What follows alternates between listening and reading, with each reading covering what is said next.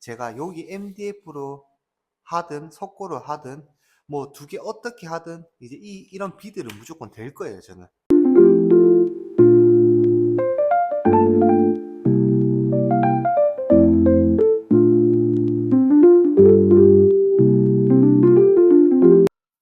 제가 이번에는 퍼티 하는 방법을 말씀을 드려보도록 하겠습니다. 지금 요거 같은 경우에는 실내라고 적혀 있지만 실내 핸디가 아닙니다. 핸디가 아니고 이거는 외부용. 여기 적혀 있죠. 적혀 있는데 아크릴, 가까이서 보시면 외부용 적혀 있습니다. 이거는 아크릴 퍼티라고 해요. 페인트 상사에 가서 외부용 페인트 주세요, 아크릴 페인트 주세요, 똑같은 얘기입니다. 일반 셀프로 하실 거면은 저는 이 용량을 무조건 추천합니다. 이 용량은 제가 완전 페인트 전공자는 아니기 때문에 잘 모르는데 큰 통보다 작은 통으로 썼을 때 이 작업 그게 좋아요. 비율이. 이거는 물을 안 섞어도 되고 이거는 물을 종이컵 한 개 가득 따라서 부어서 교반해서 써야 됩니다. 교반이 나무 짝대기로 막 이렇게 되는 것도 아니고 교반기, 믹서기가 있어야 돼요. 섞는 게 있어야 되는데 그런 게 없었을 때는 셀프로 하거나 뭐 부득이하게 본인이 직접 해야 되는 뭐 본사팀에서 실장님이나 대리님이 다음 공정을 위해서 그 시간을 맞추기 위해 미리 해야 된다 라고 하면은 본인들이 해야 될 때 이런 거를 하나 차에 가지고 다니시면 됩니다. 제가 이거 썼던 거라서 조금 다른데 내용물을 열면은 이렇게 썼던 흔적이 있죠. 근데 요 위에 비닐이 있어요. 비닐이 원래 비닐이 있는데 그 비닐을 이거 오늘 안에 다 쓸 거라고 생각하면은 비닐이 있는 게 낫고 오늘 안에 다 쓰고 며칠 안에 빨리 다 쓸 거면은 굳이 없어도 됩니다. 버리면 돼요. 버리면 되고 이거를 쓰실 때 이런 주걱 같은 거 있으시면 되고 항상 푸실 때는 이거를 깔끔하게 이렇게 정리를 해줘야 됩니다. 옆에 정리해주고 이렇게 쓰면은 이렇게 정리하면서 해야 됩니다. 아니면 위에 겉에 있는 게 다 마르면서 나중에 그 말랐던 잔여물들이 이 퍼티랑 섞이면서 퍼티를 잡으면은 잔여물이 계속 생겨서 작업 퀄리티를 떨어지게 합니다. 그래서 제가 작업하는 거를 조금 푸는 모습부터 다시 보여드릴게요. 이렇게 먼저 저는 짧게만 보여드릴 거라서 이렇게 한 번만 뜨는 거 보여드리고 거의 이거보다 더 큰 걸로 한 엄청 크게 한 두세 번 뜹니다. 그러면 손이 좀 무리가 많이 가요. 딱 두 번 정도 뜨는 거. 크게 한 어느 정도냐면은 이건 작은 주걱인데 큰 주걱으로 두 번, 이렇게 두 번 푸는 거를 추천할게요. 아니면은 엄청나게 무겁습니다. 그냥 한 거. 자, 한번 이렇게 놓고 이 주걱이 이렇게 되면 뚜껑을 닫아 주시면 돼요. 뚜껑을 닫아 주시고 꽉 닫을 필요는 없습니다. 근데 저는 페인트 할 때만큼은 장갑을 끼지 않습니다. 포티도 잘 묻고 튀어지지도 않아서 그냥 바로 씻을 때 그냥 물로 씻고 그냥 작업을 해요. 작업을 하고 칼 종류는 이렇게 있습니다. 칼 종류는 이렇게 있고 원퍼티 할 때는 이걸로 잡고 뭐 영상 많이 보신 사람도 알겠지만은 엄청 화려하게 칼질 하는 사람들 많죠. 근데 저는 그렇게는 못합니다. 그냥 먼저 왜 칼질을 하는지 왜 빠르게 하는지부터 알아야 돼요. 왜 그냥 퍼티는 가만히 있으면 여기 건조가 돼요. 그래서 그게 잔여분들이 딱딱해지면서 여기랑 같이 섞이면은 이제 계속 무슨 어떤 느낌이냐면은 이렇게 알갱이가 생겨요. 뭐. 이거는 뭐 MDF에서 나온 건데 알갱이가 생기면 이런 식으로 나옵니다. 그래서 겉마름 현상이 많이 생기기 때문에 어, 이거를 할 때 계속 위에가 마르지 않게 겉마름이 없게 계속 섞어줘야 돼요. 그러면 이거를 밑에 있는 거를 위로 올려준다는 느낌으로 이렇게 하면 돼요. 계속 이렇게 돌려서 이렇게 하시면 돼요. 근데 여름에는 이걸 좀 자주 하셔야 될 겁니다. 겉마름 제법 심해요. 그래서 이렇게 돌려서 요까지 끌고 와야 돼, 이렇게 딱. 그래서 이거를 푸고 쓰고 이렇게 하거든요. 좀 추울 때는 조금 많이 안 비빈다고 해서 겉마름이 오진 않습니다. 그래도 습관적으로 하는 게 제일 좋습니다. 그래서 저는 칼을 항상 마감칼, 뭐 처음 쓰는 칼, 뭐 이런 식으로 이렇게 나누게 쓰는데, 이렇게 쓴 것도 제가 며칠 안 됐어요. 뭐 제가 완전 전문가는 아니다 보니까 저만의 방식으로 생각한 게 이 두 칼이 생각이 나서 해봤는데 저는 괜찮더라고요. 그래서 이렇게 쓰고 있고, 꼭 이렇게 쓰시라는 거 아닙니다. 자, 먼저 하실 때 풀 때 이렇게 푸잖아요. 풀면은 이 망이 있잖아요. 망도 좀 논란이 많을 수도 있는데, 종이를 쓰든 뭘 쓰든 상관이 없습니다. 저는 아크릴이 들어간다고 생각하고 뒤에 속고보드, 그리고 이 목공 작업까지 제가 한 거기 때문에 저는 제가 한 거를 믿습니다. 그래서 본드도 잘 들어가 있고, 뒤에 면이 MD가 아니고 속고보드면은 망사를 대던 종이 테이프를 대던 다 됩니다. 다 되기 때문에 저는 망사가 있고, 이 간격은 한 50cm 짜리는 쓰고 있어요. 이 상태에서 퍼티하는 모습을 보여드리면은, 먼저 이만큼 퍼요. 더 많이 퍼도 상관없습니다. 퍼서 여기 요 부분에 한번 겉을 올려줘요. 이렇게 올려주고, 또 한번 크게 올립니다. 또 이제 이 면이 이 또 망사 조인트 테이블까지 갈 수 있게 이렇게 한 다음에 또 위로 올립니다. 그러면 요 중앙에는 처음에 두껍게 올라가고 또 위에 두껍게 올라간 거죠, 요 부분은. 그래서 이 부분에서 칼질을 한번 하고, 칼질을 한번 하고, 이제 저는 이제 마감칼 이걸로 씁니다. 쓰고 이렇게 칼질을 해요. 자, 여기서 눈치 빠르신 분들은 알 겁니다. 제 칼질을 잘 보세요. 어디에 묻어나는지, 어디에 묻어나는지 보세요.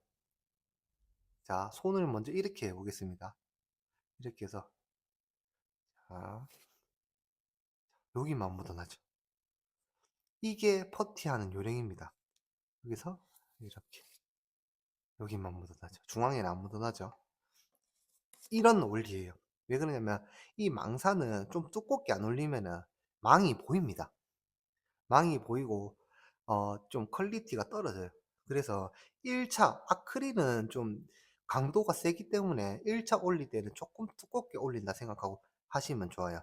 아니면 페인트 하시는 분이 또 마감 잡으러 올 때 아크릴이 이거 테이프가 보인다고 퍼티를 한 번 더 매게 된다 얘기를 할 수도 있습니다. 그래서 1차 할 때가 제일 중요합니다. 그래서 그러면은 좀 더 해보면은, 지금 자, 마지막으로 중앙에 긁어서 이렇게 죽이고 죽이고 이렇게 딱 죽이고, 이 정도만 나오면 돼요. 이 정도만 나오면 여기는 어떻게 할 거고 여기는 어떻게 할 거냐 이래 얘기할 수 있는데, 이거는 원퍼티입니다. 원퍼티. 이런 거는 나중에 갈리면 다 갈릴 거고 괜찮아요. 그리고 간격은 한 이 정도 돼야 돼요. 이 헤라 크기 정도. 투퍼티 때는 이 정도 더 크고 이 정도 더 크게 넓게 잡아줘야 됩니다. 넓게 잡아야 되는 이유는, 우리가 이 조인트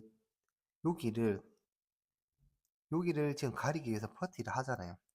그러면 좁게 이렇게 진행을 하게 되면은 우리가 옆에서 보면은, 자, 이렇게 솟아오르잖아요. 옆에서 보면 이렇게 솟아오르는데, 이게 속고보드가 이렇게 있고 여기 조인트 부분이다 이렇게 솟아오르거든요.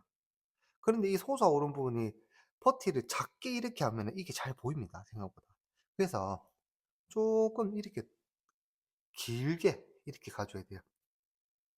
우리가 러닝 같은 거 뛰면은 측정하잖아요. 측정하는데 우리가 전부 다 이렇게 평지인 줄 알고 있는데 거기에 뭐 나이키나 어디 뭐 구글에 다른 데서 보면은 고도 표시가 돼 있습니다. 어느 지점에는 언덕이 이렇게 있어요. 근데 그 언덕이 뭐 완전 이렇게 볼록 튀어나온 언덕이면 사람이 인지하겠지만은 이렇게 완만하게 살짝 이렇게 비스듬히 올라가 있는 언덕은 느끼지도 못합니다, 발로. 그런 것처럼 이 퍼티도 그렇게 해줘야 돼요. 좁게 하시는 분들이 있는데 뭐 그 사람들 얘기 듣지 말고 본인에 맞는 걸 해보세요. 좁게 하면 괜찮다. 좁게 하면 되는데 저는 넓게 해서 이거를 속이는 게 맞다고 생각해요. 그렇기 때문에 어퍼티, 투퍼티는 조금 더 크게 하고 그 다음 뭐 투퍼티가 다 끝나면은 그냥 뭐 롤러로 밀어서 뭐 마지막 올퍼티를 해도 되고 근데 올퍼티 같은 경우에는 음, 퀄리티상 매우 좋아요. 진짜 좋긴 좋은데 현장의 상황에 맞게 하는 게 제일 좋습니다.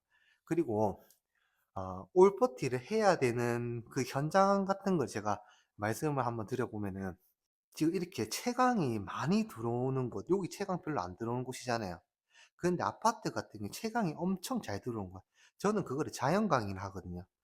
자연광이 엄청 많이 들어온 아파트 같은 경우에는 올퍼티를 하는 게 맞습니다. 그런데 지금 여기로 들어가면은 지금 퍼티가 돼 있죠. 돼 있는데 창문이 없어요. 창문이 없는 곳은 자연광이 없는 곳이고 그러면은 줄 퍼티를 지금 이거는 1차입니다. 1차 잡아 놓은 건데 2차를 크게 잡아 놓으면 티도 안 나요. 그래서 창문이 있고 없고의 차이에서 뭐 올퍼티를 잡던가 안 잡던가 이렇게 유도리 있는 시공법이 좋습니다. 뭐 이런 게 좀 뭐 사기다 아니다 뭐 그렇게 생각하시면 또 안 돼요. 뭐 그렇지만은 뭐 건물 지을 때도 뭐 설계할 때도 전부 다 유도리 있는 공법은 다 들어가잖아요. 들어가기 때문에 우리도 상황에 맞는 인테리어를 해야 된다라는 걸 말씀을 드립니다. 그리고 마무리하는 거. 이거는 언젠가 다 쓸 거잖아요. 언젠가 다 쓸 건데 다 썼다고 가정하고 자, 지금 이 정도에도 겉마름이 시작되고 있거든요. 그러면 빨리 이렇게 섞어주고 자 이제 저는 다 썼기 때문에 한번 넣어볼게요. 다음에 또 써야 되니까 자재는 진짜 항상 아껴 주셔야 됩니다. 자재는 아끼는 게 습관이 돼야 돼요, 무조건. 그리고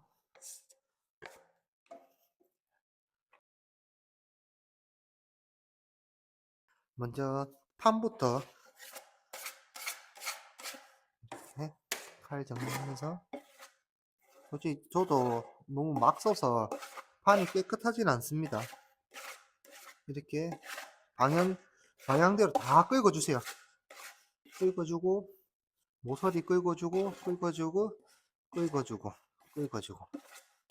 이렇게 자 남은 잔여물 한 번 끊어주고 여기 가서 물통 위에다가 한번 싹 긁고 옆에 놔둡니다.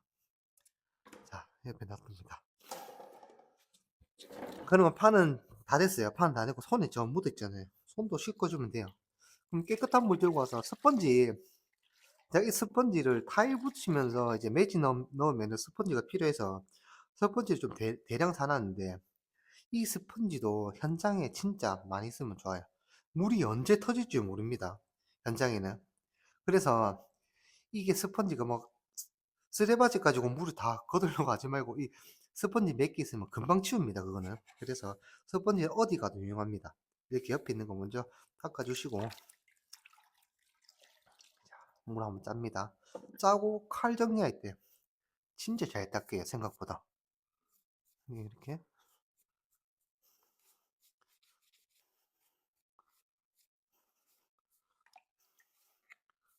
자 금방 닦였죠.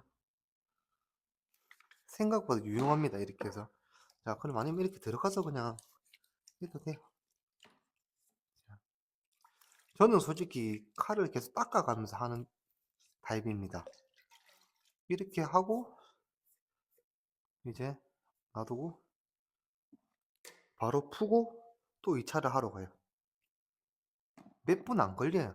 좀 제가 영상 찍는다고 이랬지만은 좀 빨리 되면 금방 합니다. 그래 손 한 번 더 씻고 손 씻고 그다음 뭐 수건 같은 거 손으로 닦고 그렇게 해요. 수건이 제가 여기 있거든요. 그냥 수건 같은 거 이렇게 씁니다. 이렇게 쓰기 때문에 퍼티할 때는 기본적으로 이렇게 하시면 됩니다.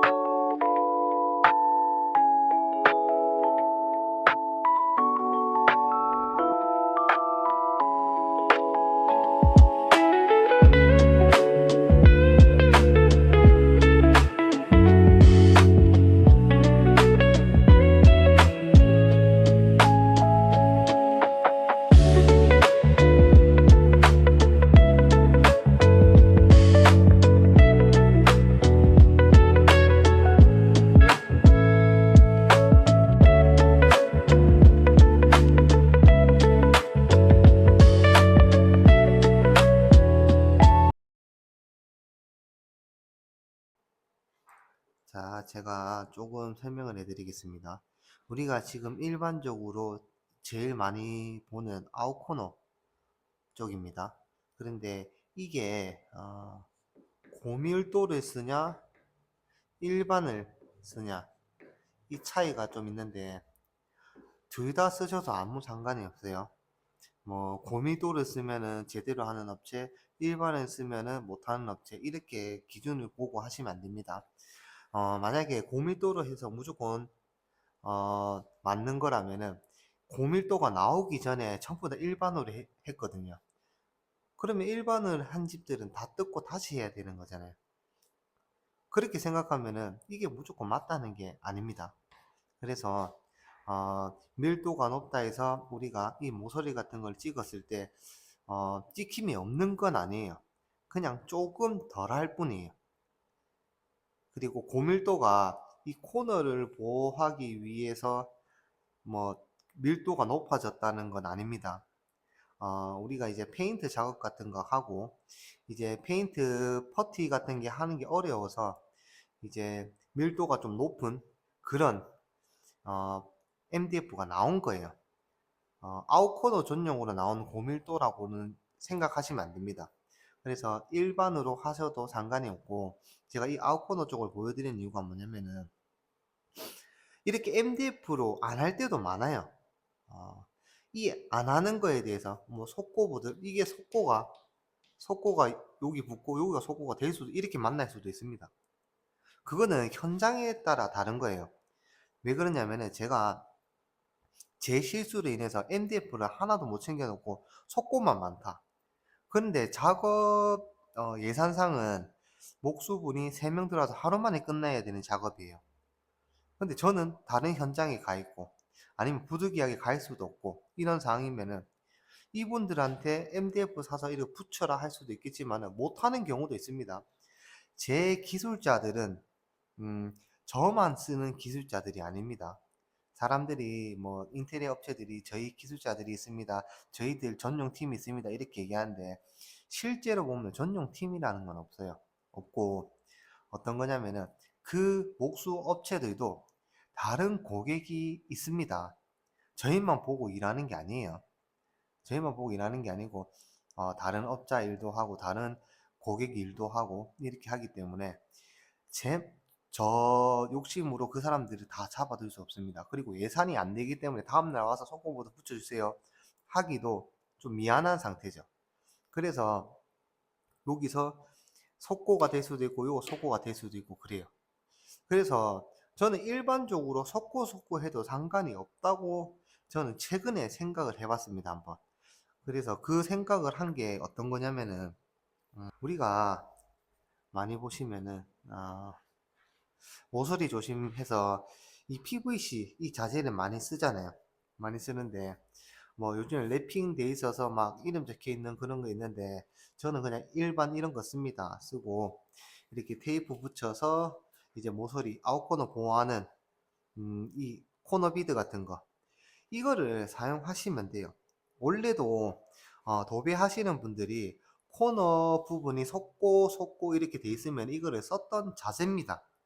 이 자재라서 이 PVC를 써서 이렇게 마감하고 도배를 마시거나 페인트 퍼티를 하거나 이렇게 하시면 돼요. 이거를 제거를 했습니다. 제거를 하고 다시 조금 설명해 드리면은, 아웃코너 보호할 용도면은 이렇게 그냥 갖다 대고 테이프 붙이시면 돼요. 아까 모서리 조심이라고 적었던 것처럼 그렇게 하시면 됩니다. 그러면 아웃코너가 보호될 거고, 지금 이거를 제가 이 각 코너 비드를 계속 설명하는 이유가, 아까 말씀을 드렸겠지만 속고일 때도 있어요. 속고일 때, 부득이하게 속고일 때는 옛날에 도배사분들이 다 이런 거를 갖다 대줬어요. 대주고 이렇게 마감을 했었고, 이게 지금 MDF라고 해도 제가 아까 설명을 해드렸는데 고밀도와 일반 차이를 말씀해 드렸잖아요. 근데 고밀도 자체가 이렇게 쳤었을 때 당연히 조금 땅땅하겠죠. 그런데 전문가들이 느꼈을 때 좀 딱딱한 걸로 이렇게 나무를 쳤었을 때 이게 느껴져요. 이거는 좀 때렸을 때 조금 어, 이게 손상이 가겠다 이 느낌이 들거든요. 근데 고밀도나 일반을 쳤었을 때 거의 다 두 개 비슷해요. 크게 다르진 않습니다. 그래서 우리가 어차피 MDF를 대도 이제 아웃코너 보호한다고 다 이런 거 갖다 대잖아요. 이거부터 파손되라고, 뒤에 거는 안전해라고 이렇게 하는데, 이거를 붙여놓고 만약에 시공을 한다? 이렇게 하면 더 좋아요. 더 강도가 잘 나옵니다. 뭐 어떤 분들 제가 아까도 얘기해드렸지만 PVC는 낮은 온도에 깨지기 때문에 별로 안 좋다 이렇게 하시는 분들이 있는데, 리모델링 다 하고 한 집들은 온도 유지가 잘 됩니다. 그 온도가 내려갈 일이 없어요. 그래서 실내에서는 PVC 쓰는 게 더 강도가 좋습니다, 나무보다는. 그래서 이 PVC 계열을 써서 이 마감을 하는 거를 또 보여드릴 거고, 이거를 지금 꼭 해야 되는 것 또 한 가지를 더 말씀을 해드리면은, 저는 이게 요 부분이 코너 아치가 있다고 얘기했잖아요. 코너 아치에서 지금 페인트 하시는 분들이 제일 많이 하는 게 여기 퍼티 올리고 공퍼티 올리고 공퍼티 올리고, 지금 이렇게 된 코너 비드가 있습니다. 이렇게 원래는 종이처럼 이렇게 빳빳하게 이렇게 펴져 있는 건데, 요 안에 알루미늄이 있고 이렇게 다시 기역자 직각으로 접어서 이제 공퍼티 위에다가 이걸 올리죠. 그래갖고 부착한 다음에 여기 퍼티 바른데 위에 또 공퍼티 올리고 이래서 이거를 시공하는 게 있습니다. 근데 생각보다 손이 엄청 많이 가요. 그분들이 와서 코너를 작게 하지 말고, 어차피 이거를 될 거면은, 이거 인테리어 회사들이 기본적으로 이제 어떻게 보면은 퍼포먼스도 될 수도 있습니다. 이런 게 고객이 봤었을 때 우리 집을 좀 더 좀 안전하게 해주는 업체구나, 그런 인식을 어, 되게 할 수 있게 뭐 이런 코너비들 많이 하잖아요. 그거 할 때 조금 더 꼼꼼하게 하시면 된다는 거예요. 제가 한번 보여드릴게요. 본드는 솔직히 목공에만, 나무에만 쓴다고 생각하겠지만은 그냥 아무 데나 쓰시면 됩니다. 그냥 쓰시면 되고, 그 뭐 불안해 할 필요 없어요. 어차피 다 접착은 됩니다. 접착은 되니까 안 넣는 거보다 나으니까 아무거나 쓰시면 돼요. 그 대신 유성 실리콘은 절대 쓰시면 안 됩니다. 유성 실리콘은 쓰시면 안 되고, 뭐 써도 퍼티하면 아무 문제 없다 알고 있습니다. 알고 있는데 그 유성 실리콘을 만진 손으로 어디를 만질지는 또 몰라요. 그래서 어, 되도록이면 유성을 쓰지 마시고 그냥 목공 본드를 쓰시는 걸 추천드립니다. 그래서 제가 이렇게 들고 왔는데 자,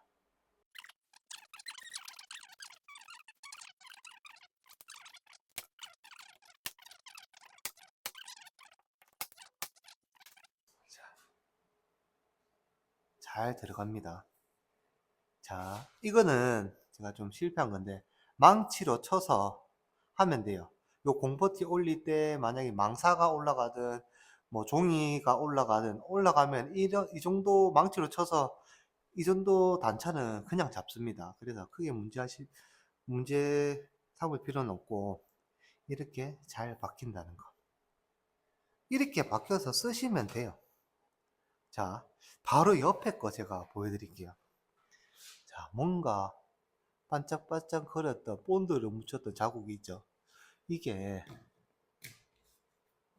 때락해도 안 되집니다. 이거는 안 되져요. 본드 잘 붙어 있어요.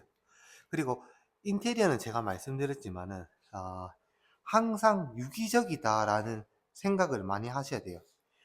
이 한 가지로 단일 힘을 발휘하는 게 아닙니다. 이 본드 한 개로 단일 힘을 발휘하는 게 아니고 이 모든 게 이 코너를 힘을 받는다 절대 아닙니다.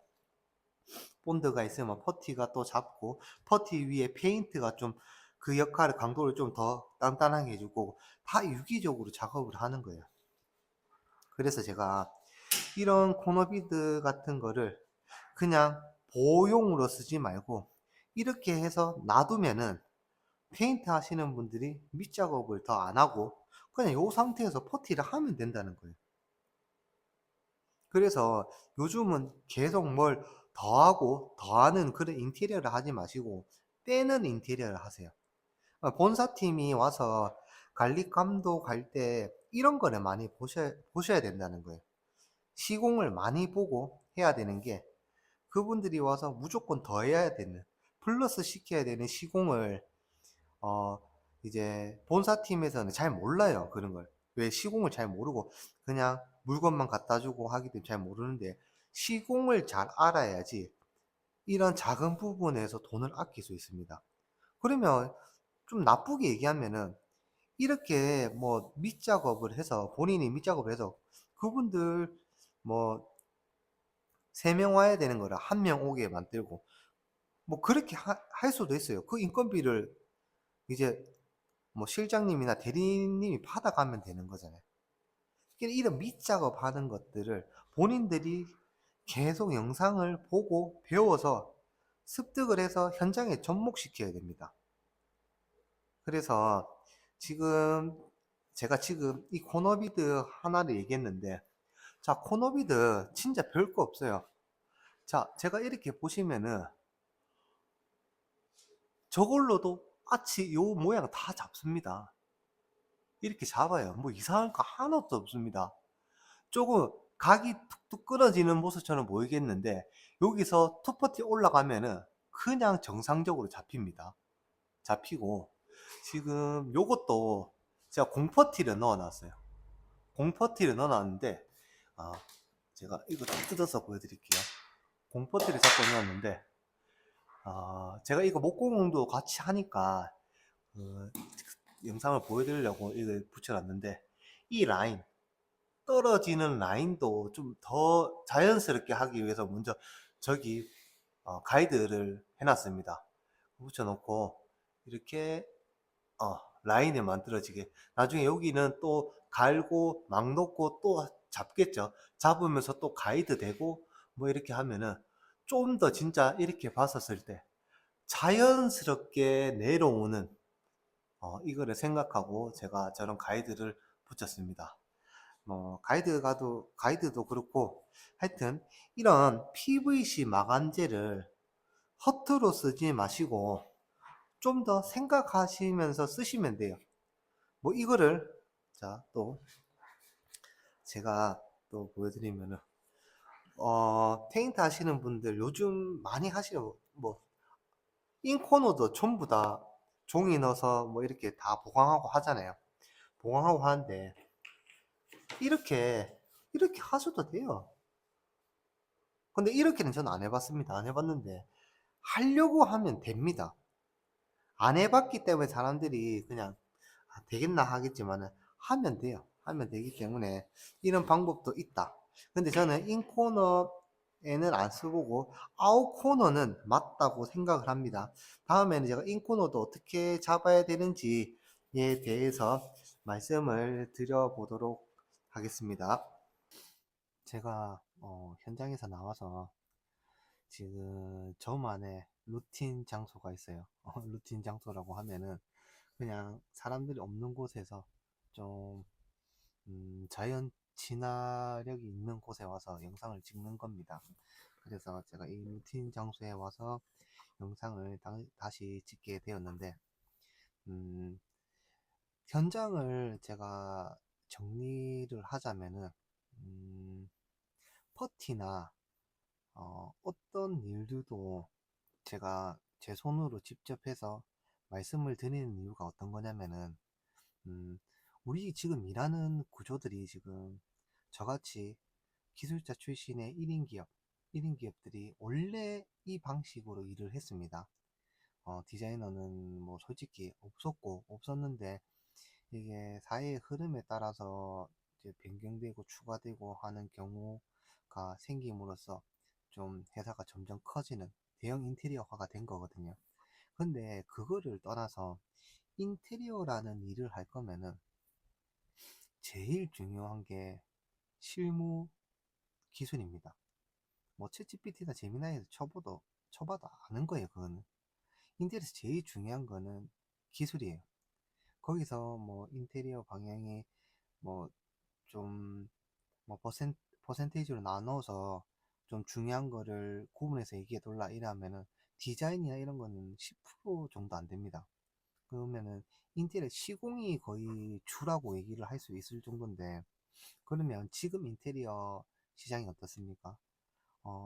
제가 어떻게 흐름으로 돌아가는지는 아는데, 음, 뭐 이름은 정확하게 몰라요. 이름은 명확하게 명칭을 잘 모르는데, 만약 본사 개념의 인테리어 디자인 팀, 뭐 인테리어 스튜디오 뭐 이렇게 돼 있는 업체가 있잖아요. 그럼 본사 개념이고 그 다음 시공사가 있어요. 이렇게 두 개 나뉘어서 대형 인테리어화가 된 겁니다. 지금은 된 건데, 이 본사팀에서 시공에 100% 참여하는 게 아니에요. 이제 도면만 떼고 어떻게 할 건지 이제 옆에 고객이랑 얘기를 해서 그 내용을 정리를 해서 시공팀한테 얘기를 해주는, 전달해주고 일을 할 수 있게 방향을 이제 가르쳐주는 쪽이거든요. 그러면 이 본사 쪽에서도 이제 이제 시공 담당 현장에 투입할 직원들을 보내거든요. 보내면 실장이나 대리 이런 식으로 들어옵니다. 뭐 디자이너도 들어오고 다 들어오지만은 실질적으로 실장이랑 대리님이 왔다 갔다 거리면서 현장에 투입되거든요. 근데 현장에 투입되는데 이 투입되는 실장이나 대리님이 음 약간 군대로 치면은 어 ROTC나 3사나 6사나 다 똑같이 현장 경험 없이 그냥 계급만 높은 그런 어, 소위랍니까? 물소위라 합니까? 약간 그런 개념이에요. 부사관들의 경력이 빵빵한데 이제 갓 들어온 이제 장교분들은 이제 짬밥이 안 되잖아요. 그래서 약간 부사관이랑 장교들이 계속 부딪히는 약간 그런 게 있잖아요. 뭐 잘 되는 경우도 엄청 많은데 약간 그런 느낌입니다. 이 지금 본사에서 들어오는 뭐 실장님이나 대리님들이 경력이 엄청 낮아요. 높은 사람도 있긴 하겠지만은 웬만하면 대표분들이 나이가 그리 많지 않기 때문에 직원들도 나이가 거의 고만고만 다 비슷하거든요. 나이가 작고. 근데 그분들이 이 짬밥이 엄청 높은 부사관을 이기려고 하면은 뭐 이기라는 건 아닙니다. 그런데 본인이 직급이 어느 정도 있는 사람이면은 기술에 대한 그것도 있어야 돼요. 그냥 대표가 얘기를 해서 나 현장 정리하면 돼. 그냥 오늘만 버티면 돼. 이런 마인드가 말고, 내가 인테리어에 들어와서 진짜 일을 할 거면은, 기술이라는, 진짜 중요한 기술이라는 걸 먼저 알아야 돼요. 맨날 시키는 대로, 뭐, 다루기 넣어주고, 합판 넣어주고, 리버 합판, 뭐, 용부, 고부, 뭐, 이런 것만 넣는 게 아닙니다. 타일 뭐, 등짐 지어야 되고, 이렇게만 생각하시면 안 되고, 본인들이 기술에 대해서 눈을 떠야 돼요. 그래야지 이제 약간 짬밥 있는 부사관들을 흔들 수 있는 거예요. 제가 진짜 군대 생활하면서 상병 정도 되면 어느 정도 좀 계급이 되잖아요. 이게 적응이 돼서. 그래서 휴가를 갔다 들어오면 간혹 뭐 그냥 병사 옷이랑 똑같이 입고 있는데 제 생활관에 들어온 어떤 사람들이 있습니다. 뭐 그 후임들이 있겠죠. 그래서 니 뭐냐 뭐 이렇게 얘기를 하면은 그 사람이 부사관 하사더라고요. 근데 그 하사님 그 사람도 짬밥이 안 되니까 자기도 놀래서 인사를 저한테 하더라고요. 이런 것처럼 약간 이게 그런 게 있잖아요. 뭐 저보다 높은데 제가 딱 얘기하면은 그 사람도 놀래서 막 이러는 경우 있잖아요. 그런데 그렇게 좀 약간 뭐 나쁘게 얘기하면은 쉽게 보이는 사람이 있겠지만은 어 좀 짬밥이 안 되지만은 좀 무게감이 있는 사람들이 있어요. 뭐 1등 뭐 3사나 6사나 1등 출신이 될 수도 있고 1등이 아니라도 딱 사람을 봤었을 때 아, 이 사람한테는 막 하면 안 되겠다 라는 그런 게 있습니다. 그런 포스가 느껴지는 사람들이 있어요. 그게 무조건 덩치가 크다, 근육이 있다, 문신이 있다 이거 아닙니다. 사회를 살다 보면은 그렇게 느껴지는 사람들이 있어요. 있으면 그 사람들은 경력이 있던 짬밥이 되든 안 되든 딱 막하게 안 돼요. 그래, 짬밥이 있는 하사들이 뒤에서 욕을 하겠지만은 현장에서 나온 말 압니다. 이제 그런 사람이 되셔라는 거예요.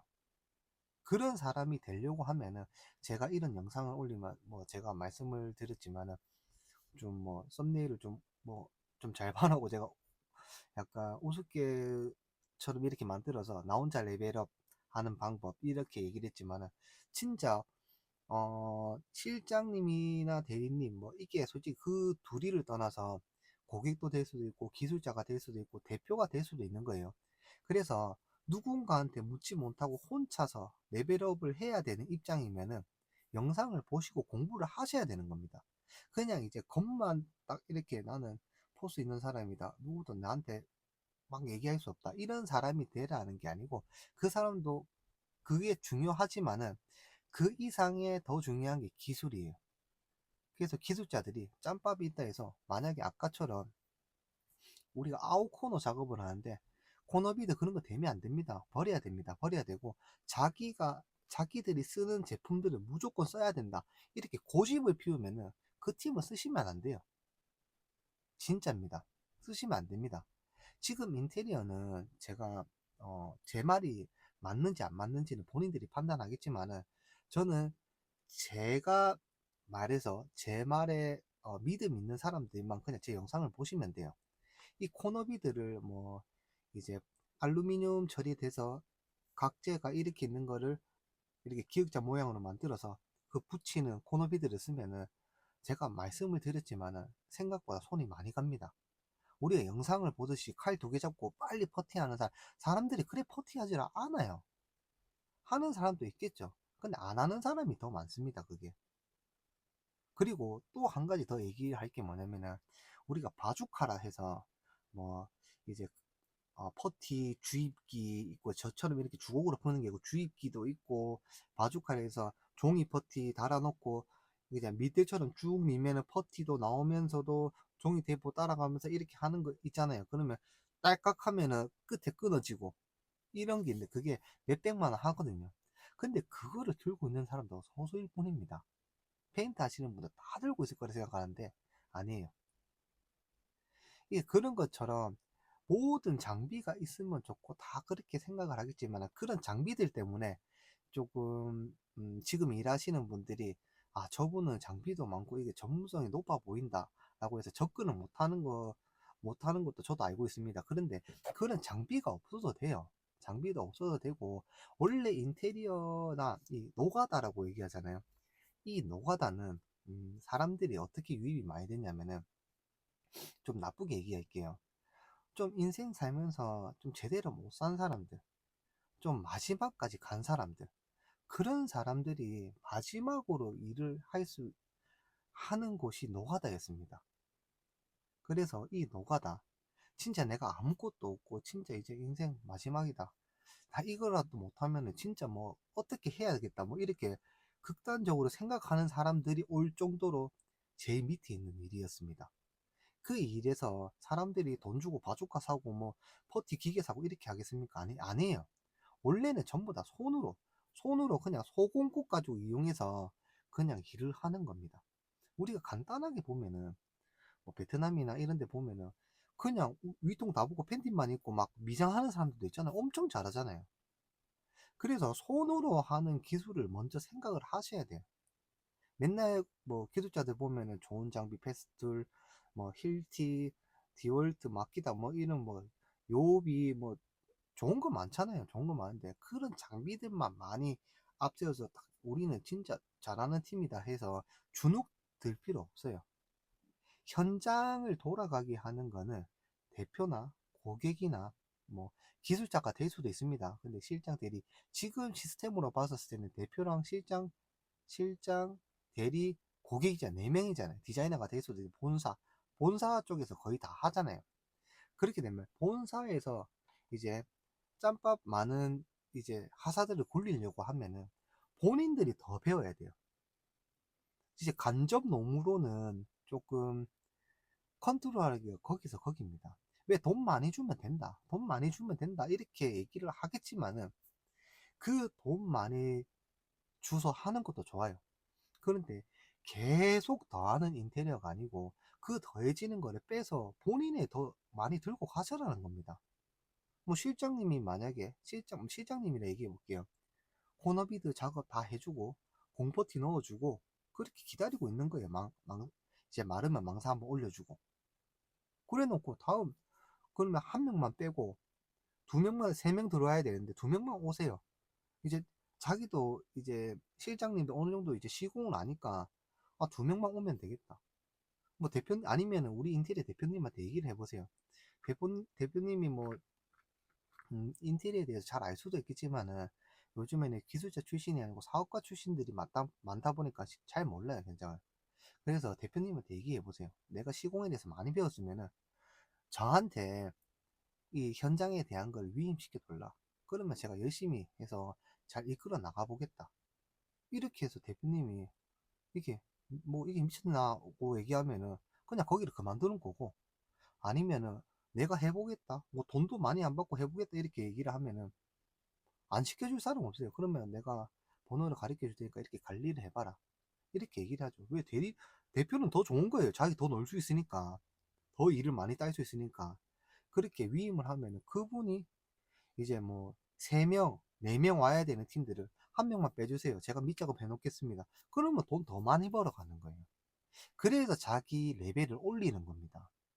고객도 똑같고 지금 일하는 사람도 똑같은 개념이에요.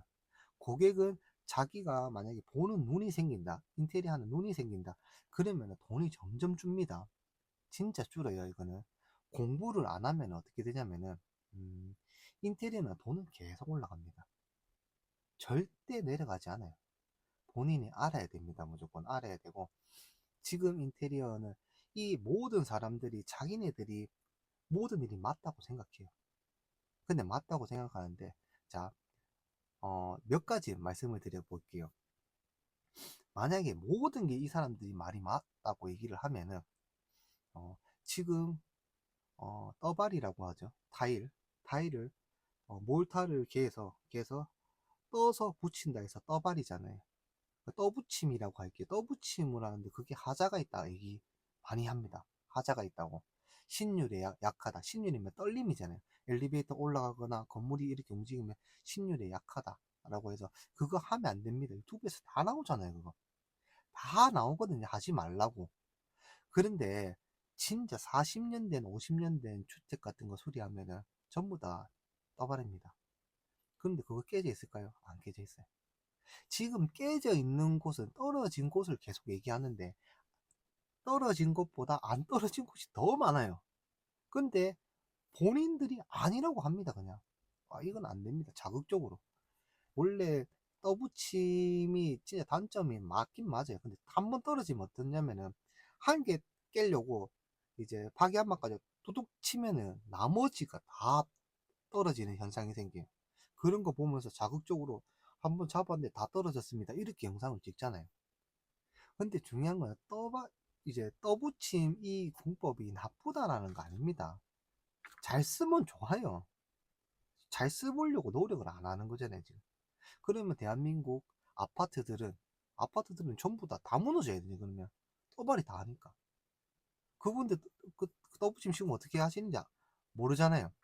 한 칸, 그분들은 제가 알기로는 칸당 돈을 받거나, 뭐, 타일 장으로 돈을 받는 건 모르겠는데, 스피드가 어마어마합니다. 치내는 대로 돈을 받기 때문에, 이제 이게 떠붙임 속도가 장난이에요. 하루에 2칸씩 치는 사람도 있습니다, 혼자서. 그런데 그런 걸 제가 얘기를 안 하잖아요.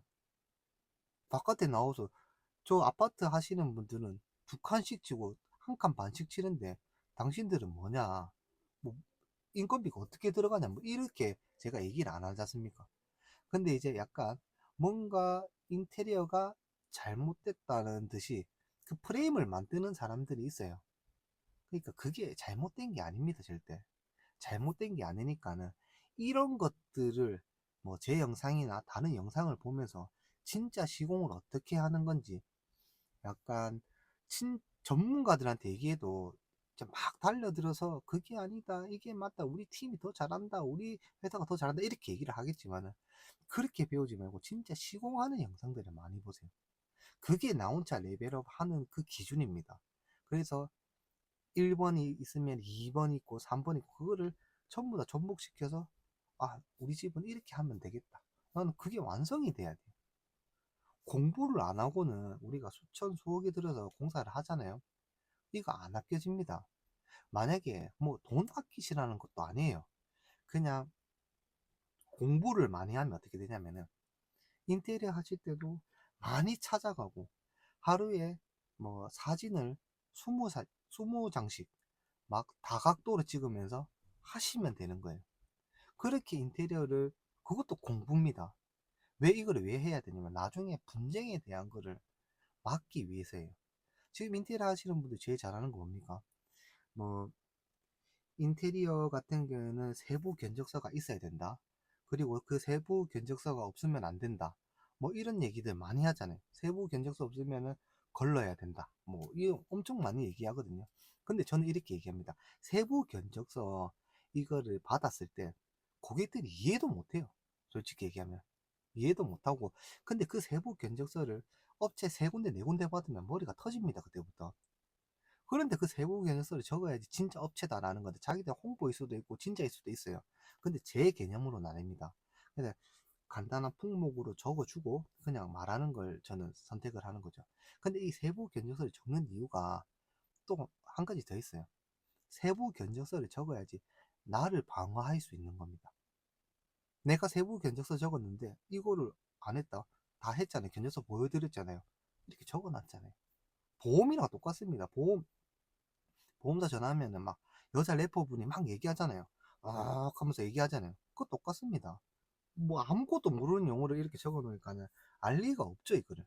이 알 리 없는 거를 적어 놓고 상세기에 적었으니까는 저희는 할 거 다 했다. 이거 방어 수단이에요. 저도 이 방어 수단을 좀 잘 배우려고 하긴 하는데 고객도 방어 수단이 있어야 된다는 거예요.